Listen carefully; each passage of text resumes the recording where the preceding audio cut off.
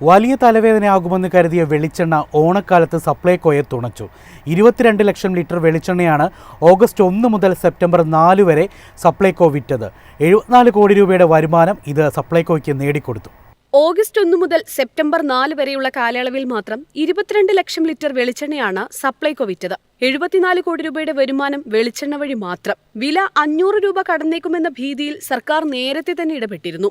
കൊപ്ര വില കിലോയ്ക്ക് 280-290 രൂപ വരെ എത്തി. ചൈനയുടെ കൊപ്ര വാങ്ങലാണ് ആഗോളതലത്തിൽ എണ്ണവില വർദ്ധിപ്പിച്ചതെന്ന് വിലയിരുത്തൽ.